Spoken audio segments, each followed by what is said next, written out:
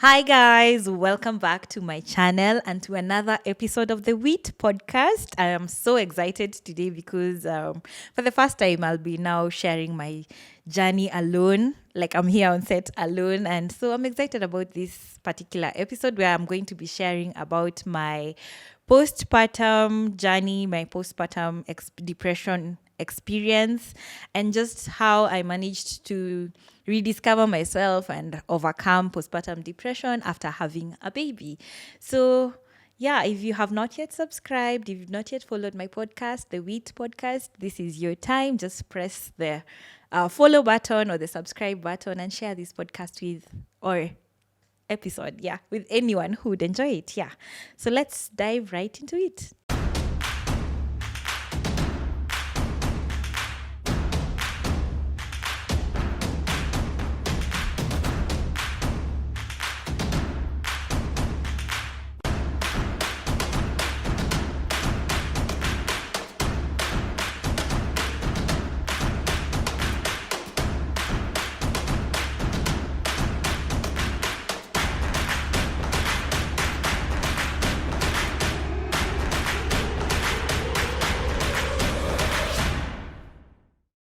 A bit of definition, and this is my layman definition. What is postpartum depression? I think this is depression that you experience after childbirth. And upon extensive research, I also realize and acknowledge that it is also caused by a shift in hormones right after birth. Hormones can shift, like can really drop estrogen and progesterone, and I think another hormone produced by the thyroid gland. So you might find that your body is experiencing a huge change, and this can affect your moods. So if you are watching this or listening to this and you've experienced postpartum depression, it's good to acknowledge that it's not actually your fault.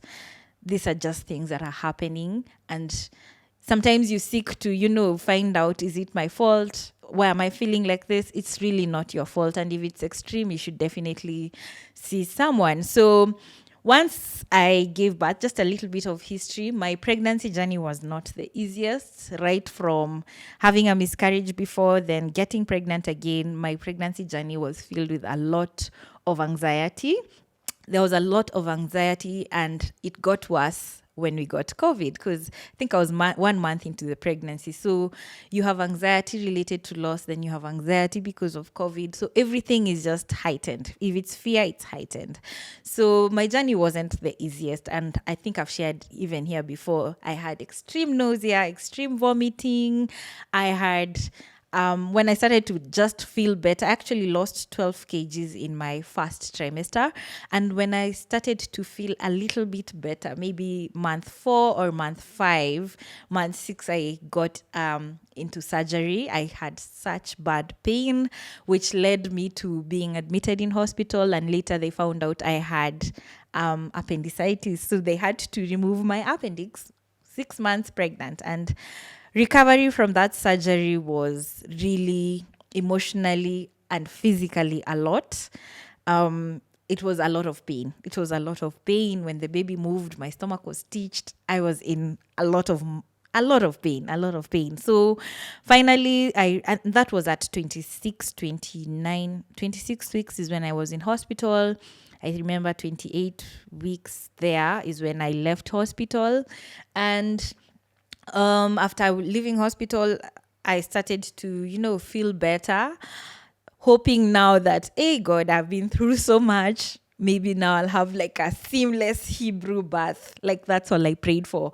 A very pain-free labor and everything. And if you've watched my labor and delivery story, that is not close to anything that I went through. I labored for 10 hours and only ended up in a C-section. I'd direct you guys to watch my labor and delivery story. So yeah, my journey in pregnancy was not the easiest. And just recently, after having switched gyners and found like a good gyna, I realized, she informed me that when you've had a traumatic pregnancy, you are most likely prone to get postpartum depression, because throughout, your body is just keen on survival through pregnancy. You want this baby to just come out safely. So your body does not mentally prepare you now for having the baby and motherhood, which is a lot. Ooh, that is a lot. So I just learned that I was predisposed, just by my experience. I was actually predisposed to getting postpartum depression. Though what I know is I didn't have a good gyna to work with me emotionally. Like physically, they ticked all the boxes medically, but the emotional part and the emotional support factored in with COVID was not as much present as I would have loved. So baby came, and I remember the first 2 weeks were really filled with a lot of crying. Oh, I used to cry. My sisters can tell you, and they came and lived with me, my two sisters. Shout out to Milka and Lynette. They lived with me, and I remember I just used to cry a lot. One, I was in pain because my wound was not healing well. At that point, we didn't really know what was the problem. After a C-section, it's a major surgery. There is a lot of pain that people don't talk about. But what I wish I knew is that pain was not normal. Like for a certain period of time, it should have been going down, but mine kept getting worse. So I remember, I think 1 week post, after I have already given birth, my wound opened up when I was alone, and whoa, that was painful. Like it had a lot of pus build-up, so it just burst open, pop, and there was a lot of pus on the floor. And that day I was home alone. They had just stepped out for like an hour or two, and they had to rush back. But it's another long story, but I managed to be helped by a neighbor who was a doctor, and she really, really, really saved my life. But what I can say is that I had serious postpartum blues.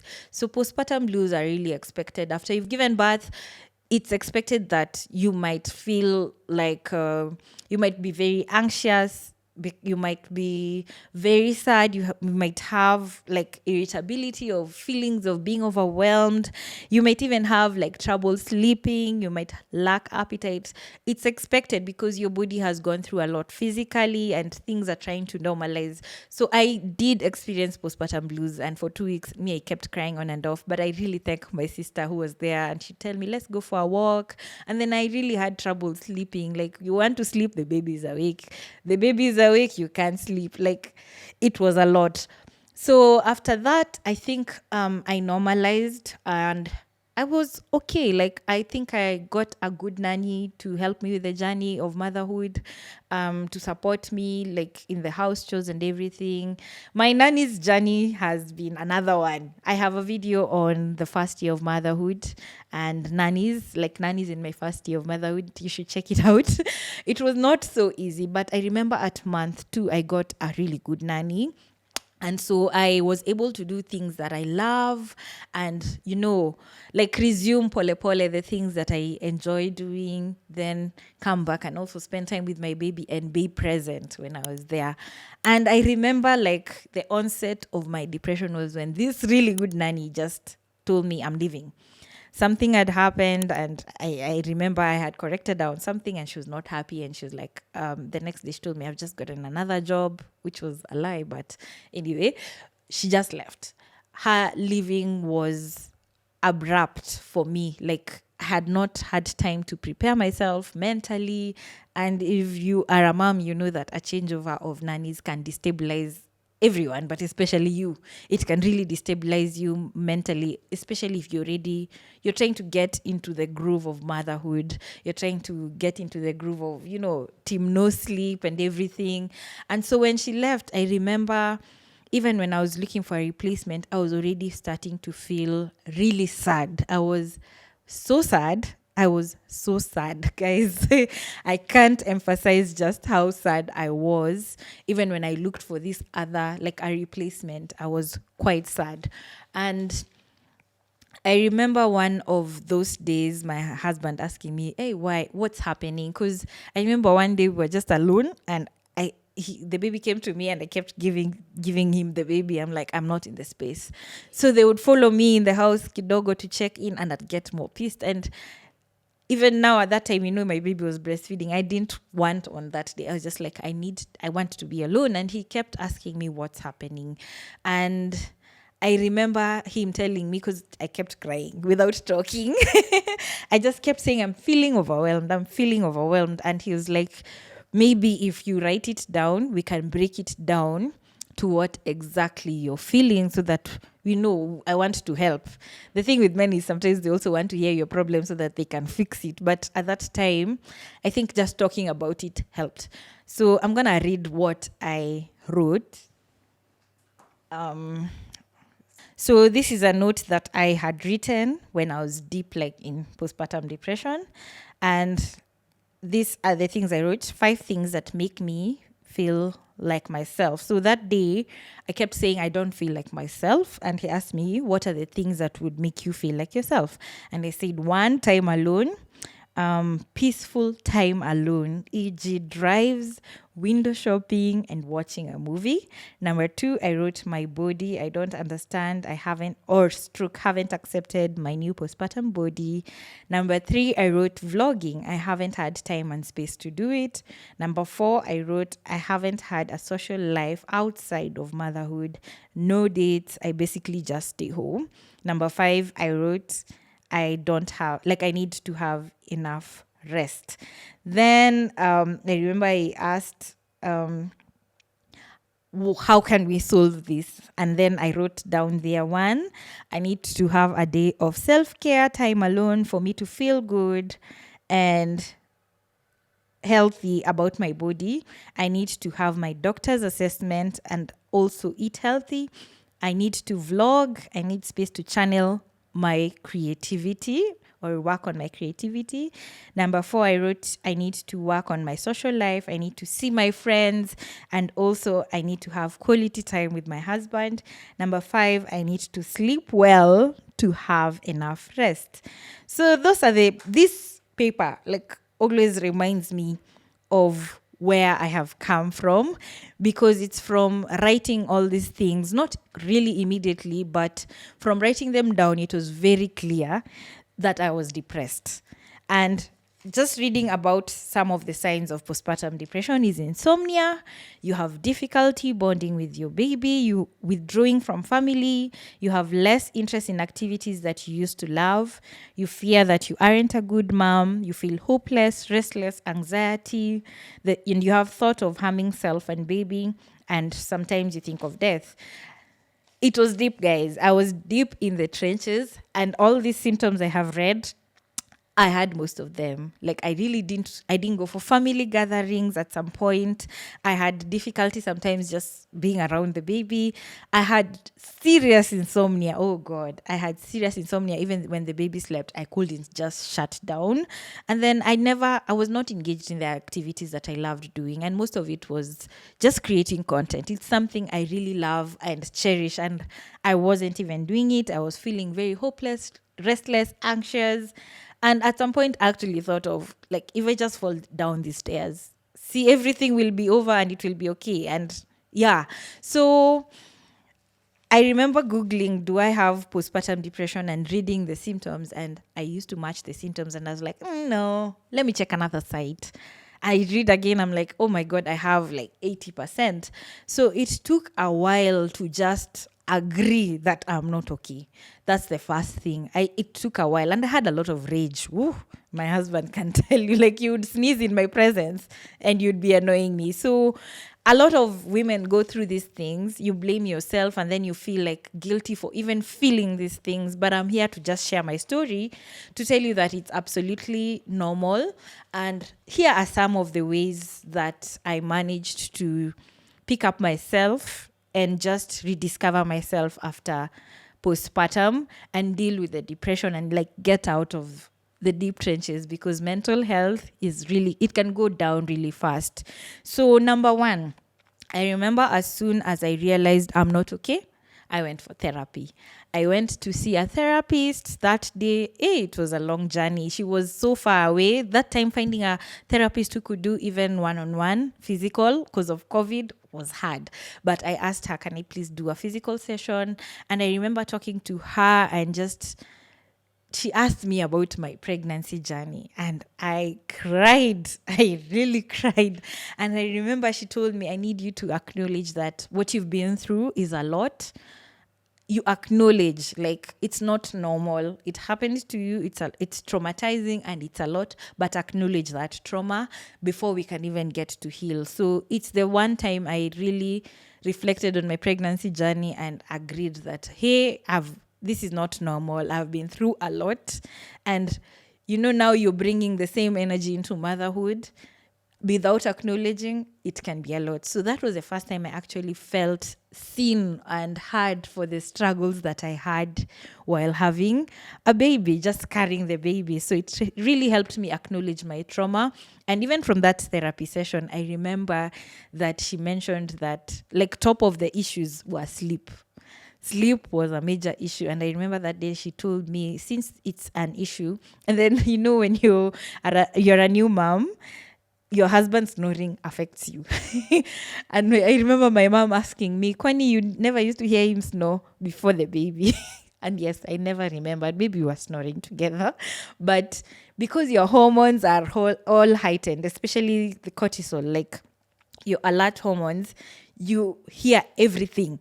You hear everything even louder because your body wants to alert you when the baby wakes up and everything. So that hormone would make you feel and hear everything in your environment. And therefore, I was not sleeping. Even when the baby was sleeping, my husband is sleeping and he's snoring. I'm not sleeping. And it used to upset me a lot. And I remember she told me, take this day, just sleep in separate rooms, give him the baby, you go sleep. I slept in the sitting room on a mattress and I slept. And funny thing, this baby didn't wake up that day, but I remember I slept very well. Another thing that helped me, now I'm going to categorize, this is the mental aspect. Mentally, I decided to take time to even just meditate. I would have even 10 minutes to myself at the end of the day. It's hard, but I'd have it. I'd take it to myself and just think about nothing, meditate, just sit and stay still. It's something I enjoy to date. I even forget to put the TV on because I'm just seated silently. I love the silence. And another thing that can really help is to talk to someone who can acknowledge and share your struggles. And this comes with mom's circle, especially, that you can tell someone, I'm feeling this way, and they will totally understand what you're saying. So if you're not even in a position to talk to a therapist, just talk to someone, share your struggles, and especially moms, but even friends who are not, my best friend wasn't a mom at that time. I was still able to talk to her and she was still able to, talk, encourage. You want to feel seen most of the time and you want to feel validated for what you're feeling. So talk to someone, talk to a fellow mom who understands this struggle. It might really help you mentally. A problem shared is a problem half solved, I think. Yeah.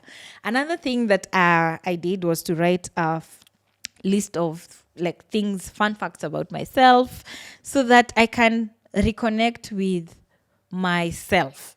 Motherhood changes you and then you focus on the baby and then you forget yourself. So I was able to write a list of things that I find even fun about myself, things I loved about myself, just to keep reaffirming myself. And that's when I even wrote, I love creating, I loved things. There are things I loved the gym at that time. Writing those things helped me to know what direction to take with my life.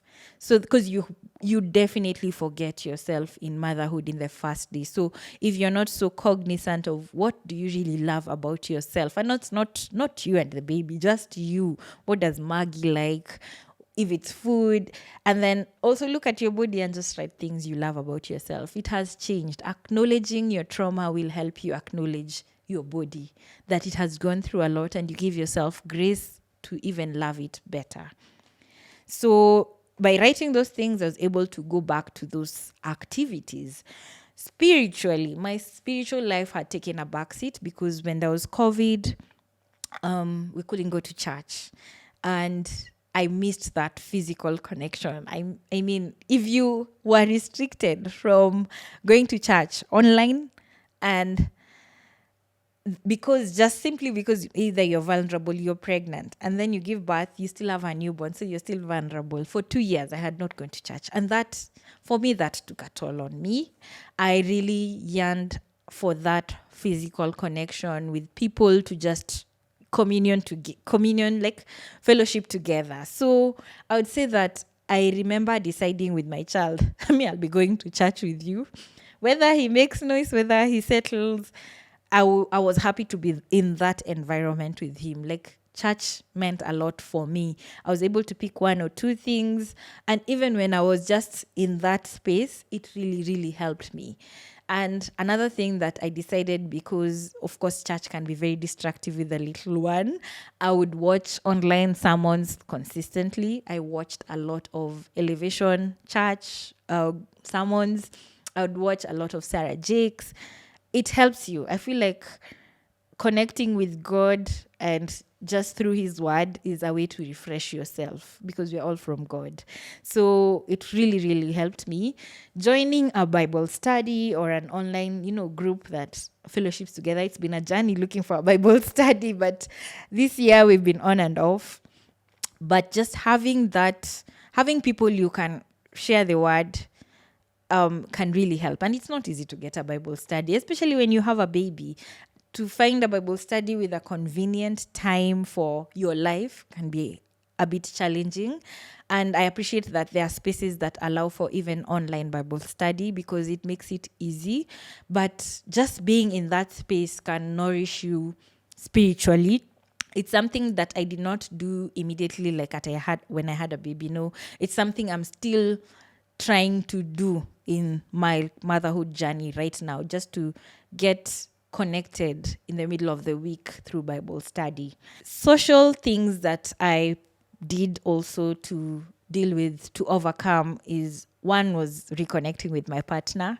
When I went for my therapy session, I know it was a big thing that we were on two different spaces. When you get a baby, it will try your marriage. It can even break your marriage, because you can drift apart. There are so many psychological changes that happen to both of you differently. And if you don't see each other on those points, you might really drift apart. So I remember we had to go for therapy together. And I remember even after that therapy session, the therapist saying, you guys need to go for a holiday. Something so simple. And even there are times we sit with Petrine, my maid of honor, and she'd tell us, you guys just need time together. Like, that was the main issue. You barely get time to connect, because a lot of energy and attention goes to the baby. So I remember when we left therapy, or we left on a Saturday, on Monday, we were on our way to our first holiday, and we left the baby behind. And I enjoyed a week off. We were supposed to go for 2-3 days, but I remember the first day was a struggle. But Dan took me out by force. He booked a place and he said, we are going. And even leaving the house, even leaving the baby, it was so emotional for me. At some point, we reached Rongai and I was like, can we just go back? Like, we don't have to do this. But he was like, no. And I had left him in the good hands of my nanny that time. But I enjoyed. After I overcame all the anxiety and fear of day 1, day 2 and 3 and 4 and 5 were quite easy. Like, I could see how my sisters would pass by to check on him. And we enjoyed that time, just reconnecting and being together. And, you were two of you. You chose this person to be the father of your baby. Don't lose that connection. It's very important. So, other than reconnecting with my partner, what has really helped was reconnecting with my friends. Reconnecting with my friends who are not necessarily moms, because I needed to be out of that space of motherhood and we used to be friends. I mean, it's not motherhood that connected us. And I love that there was intentionality behind them. I know I reached out to my friends, Daki and Sheila, my law school friends, and I was like, you guys, we need to meet. And we started these meetups. They're not monthly. We can do it every 3 or 2 months. But when we meet, I love to hear their stories. They love to hear mine. I just love to talk about things that are not even motherhood, but One thing I remember they recently told me is that they really thought that when you get a baby, you need space. And I was like, the last thing someone needs is space. You need some level of normalcy just to feel like you didn't lose every bit of you. So reconnecting with them and having those check-ins when we needed has really been helpful for my mental health. Like, it's something I totally appreciate, that I can go for coffee with my friends and just hang out and just talk about life and not necessarily about motherhood.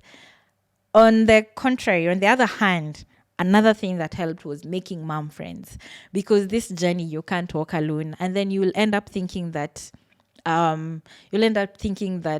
thing that is happening to me is just me alone. There's nothing new under the sun. Even the Bible says, in the books of, I think, Songs of Solomon, there's nothing really new under the sun. What you're going through, someone has gone through it. And talking to people helps you to overcome and feel like you're not alone in this journey. So I made mom friends. I really used to love talking to a friend of mine online. We were pregnant at the same time. We've never even met since we were in Alliance years back, but we reconnected when we discovered both of us were pregnant. So we would share, we would talk, when the babies woke up at night, we'd say, ndio tumeamuka, ndio kunyonyesha, going back to sleep. Like, you would know there's someone at night just to chat with and say, by they even us, we've woken up this and this number of times. So making mom friends is very important. I believe it will help you to understand the journey. Even mom friends who've been ahead of you, they will really validate what you're feeling. They'll give you ways to navigate. And I love that there's been community, that now there are groups, WhatsApp groups. I think there's Wheels for Life WhatsApp community group for moms, just to share, guys, I'm going through this, and someone responds, not necessarily a doctor, but moms respond. There's a sense of community. So if you don't even have the ability to make just mom friends physically, there are communities that you can join where mom education happens. There's Toto Talks Africa on Facebook and Instagram. There's Wheels for Life on Facebook and Instagram, and even they have a WhatsApp group for moms. That connection is very important. Another thing that I did for myself socially was to stop comparing my journey. You know, in the journey of social media, when you get pregnant, you follow pregnant moms, you follow people who have babies your age, just so that you can relate. What will free you from depriving your mental health is when you stop comparing your journey, your baby, your mothership to anyone else's, because your baby is unique to you. I'll give an example later on, which brings me, like, when we talk on the points that helped me mentally. Top of it is usually sleep. I sleep trained my baby between the month 9 and 10. I made the decision to sleep train my baby without consulting anyone online. Now, what made me not sleep train my baby in the first 9 months, I will be honest with you, was because I was online just comparing my journey, whether to sleep train or not. When my child was born, my sister encouraged me to get into a healthy sleep routine where you teach the baby the difference between day and night, where you come up with an evening routine. And that really, really helped. So my baby knew the difference between day and night. But in the process, and that's now between month 3 onwards, I didn't really teach my baby to sleep independently. He was quite dependent on either being rocked or being breastfed to sleep. Like, he had those associations. And even when I moved from breastfeeding, I moved to the bottle. And so he slept well until month 6. Now the baby grows bigger, and the methods you were using before might not necessarily work as they grow bigger. So we go to month 7, 6, 7, 8, now we're getting into regressions, and regression just means growth and development, and these things can interfere with sleep. So if you were rocking before your baby is now crawling and walking, you might be in the middle of rocking and they want to take off. Like, those methods are not sustainable in the long run. So for my boy running, he was very associated with either being breastfed or being rocked to sleep. And I had researched about sleep training, but I had held off because online I was following a lot of people who were shaming the process of sleep training. But these people were also not sharing the struggles of staying awake at night. Like your baby is not sleeping. I was just seeing they're okay. And this is to anyone. People online will show you their best parts. Their best parts, by the way. So I remember when one night I was quite tired. I mean, we've come from holiday, I'm refreshed, but 2 days in, I'm tired. Because sleep is essential, guys. You cannot go without sleep for 3 days and just be normal. You will be anxious, you will be angry. And I remember when I was putting my baby, we've already rocked him, he's now dozing. You put him down, he wakes up. It was a Saturday, so my nanny had already gone for her off. So I do the same thing after 2 hours. You put him down, he sleeps for 2 hours, he wakes up. And I was tired. I was so exhausted. So when he woke up one time, I think around 1 a.m. or 12, I went and I sat in the room. And I sat next to his bed, and the bed had very low barriers.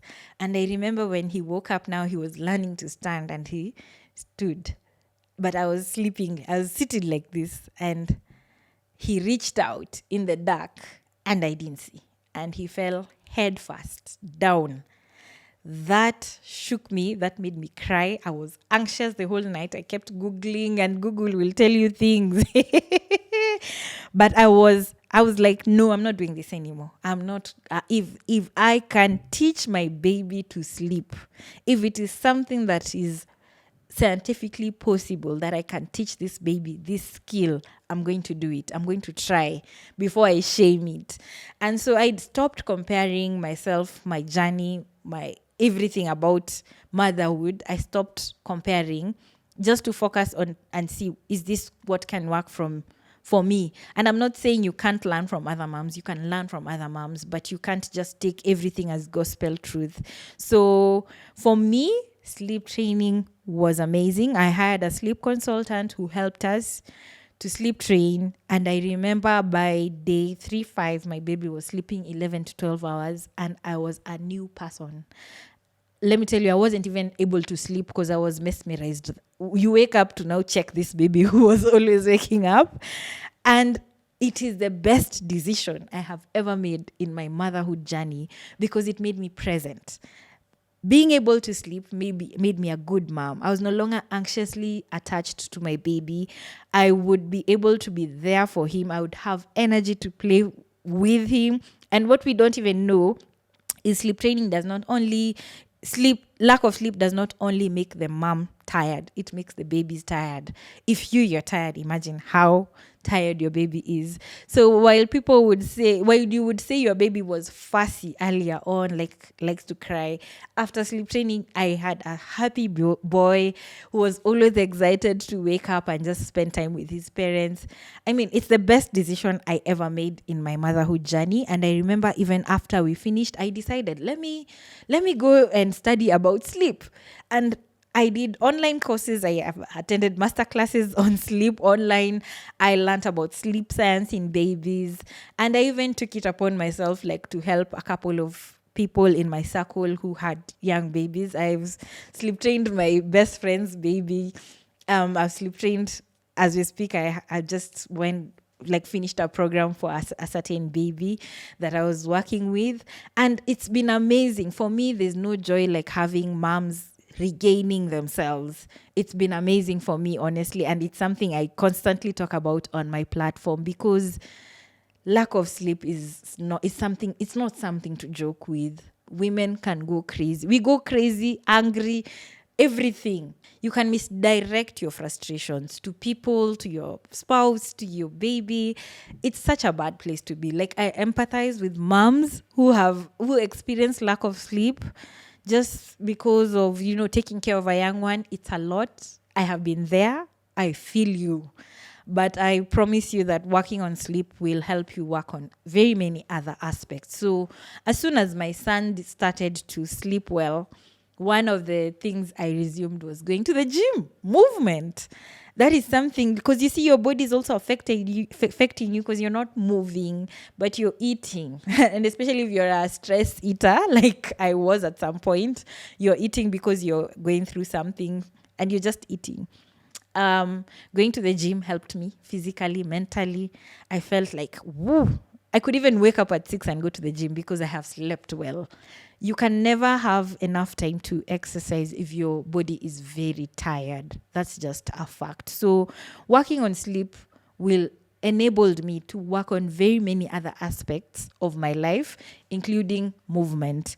I was also able to resume my things that I loved. I was able to resume filming, and I knew because I had other jobs and I'm a mom, I knew I was tired. So I sought help, and I thank God for Wanini. She was heaven sent at that particular moment in my life because we've been able to work together. But for me, it was just an opportunity to channel my creativity into something I really, really loved doing, which is creating impactful content. So I was able to resume my hobbies. Another thing that I took upon myself to do was dress up.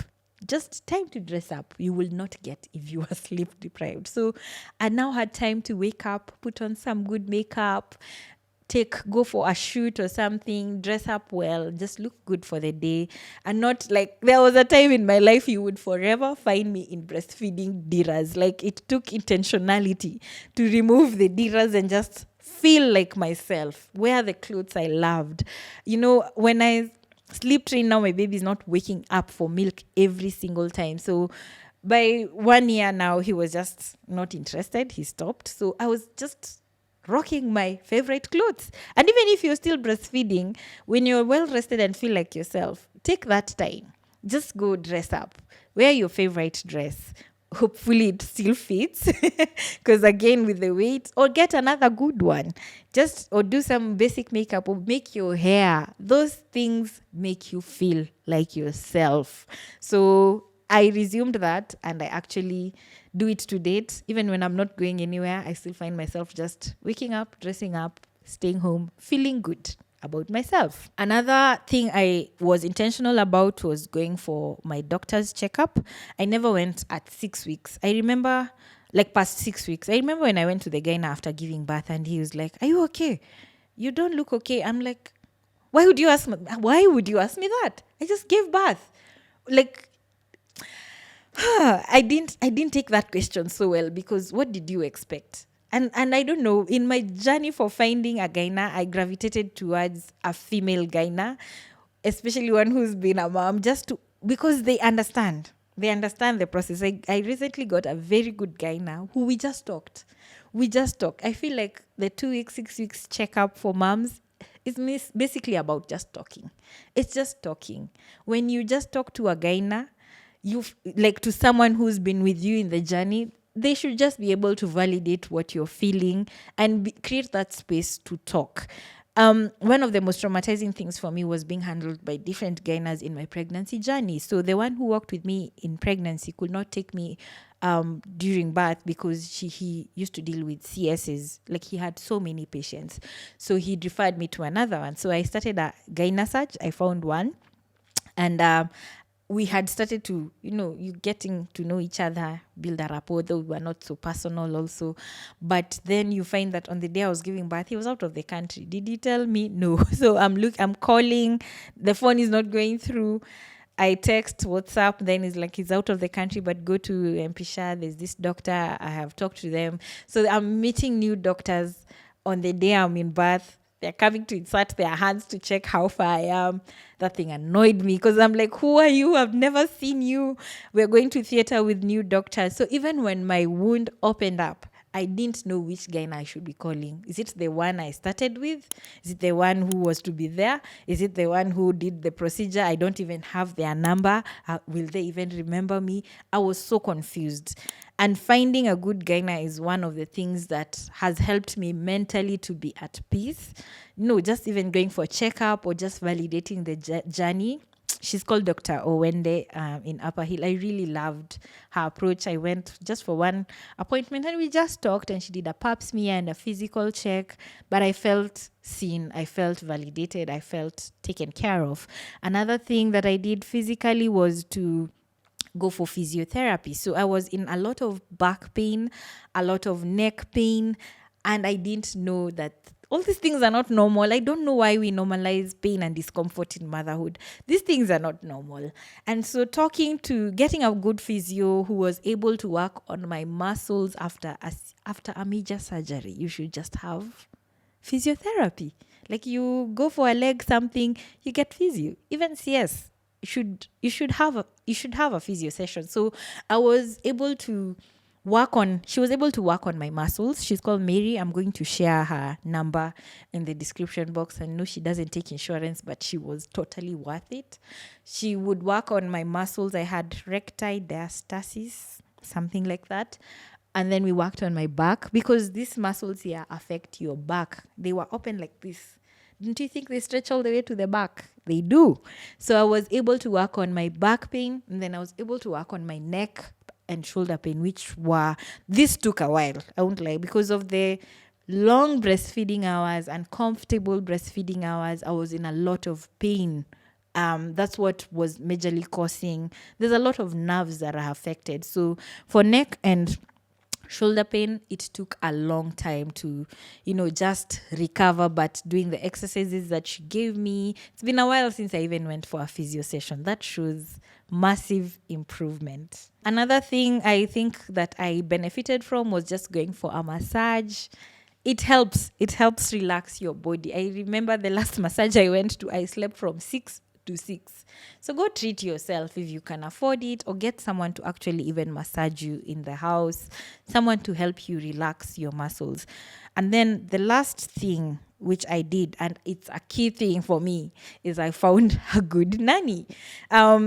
You might go through seasons when you are a new mom where you're trying to find someone who's the right fit for your family. Be courageous enough to change if it's not working, because the presence of someone who has also not bonded with your baby or is giving you more stress is not really beneficial for your mental health. I went through really highs and low seasons in my first year of motherhood with the change in nannies. It destabilized my home a little bit and myself mentally, but I'm glad I did, just to try and see who is the best fit for the job. The job is your home. The job is your child. You need to be okay with letting go of what does not serve you and your home. And it's something that I'm very patient. If you've watched Why I Fired My Good Nanny, you will learn that I'm quite patient. So sometimes I held on to people who I shouldn't have held on for too long. But finding a nanny who was good for my family has been something that has helped me mentally to be at peace. Even when I'm able to leave home, I'm at peace. There's nothing as bad as you're leaving home and you're not at peace with whoever you've left, or you're even home and you're not even trusting this person to help you. One thing we struggle with as new moms is just trying to let go of the baby to the nanny so that they can also form a bond. So be aware of that if you're that kind of person, because the nanny is there to help you. They're not there to, like you were doing dishes before. Most of the nannies who you hire because you need help, because a child has come. So allow the process of bonding. And if it's not working, let them go, because keeping them will just stress you more mentally. So finding help and finding suitable help for my home and my child is something that really elevated my moods and kept me at peace. The last one, fill your cup emotionally. You're giving a lot. You've given your body to this journey to carry a child. You've given yourself mentally, physically, emotionally. You need to fill your cup. It's not just about taking care of the baby, but also taking care of you. You can't pour from an empty cup. And that's something I tell moms: take a walk, go away for a day, during the day, go to the mall, take a walk, do something that will fill your cup. You cannot pour from an empty cup. And those are just in summary or in a long version, those are the things that really helped me to rediscover myself postpartum, to overcome the depression that comes after childbirth. they really, really helped me. I'm at a better space in my life. Motherhood has different challenges with every stage, but once in a while, I still connect to the points I have shared in this video or in this episode to just, I go back to touch base. If it's therapy, I still go for therapy when I need to. If it's talking to someone, I still do it. It's something that when you feel, hey, I'm a little bit overwhelmed, take that break, go back to what can center you. If it's your spiritual cup that's empty, go fill it. If it's your emotional cup, your social cup, or your physical cup, go fill that cup, because you cannot pour from an empty cup. So I really hope that this episode has helped someone. I believe that a mom will gain from this. And if you are struggling with postpartum depression, I acknowledge your struggles. I've been there. Please feel seen and heard through this video. And please try and put in the work just to get the help that you need, mentally especially. Just see someone if you can, or if you feel like this is something you can try and overcome. Take baby steps every day towards becoming a better version of yourself, because your child deserves the best version of yourself. Even you yourself, you deserve the best version of yourself. Until next time, I hope to see you on the next episode of the Wheat Podcast. Let me know what you thought about this episode. If you feel like you want to support my podcast, there's a till number I'm going to share. If you feel like you want to be a part of my growth and everything, or even to support this podcast, it's not so easy to put up everything together.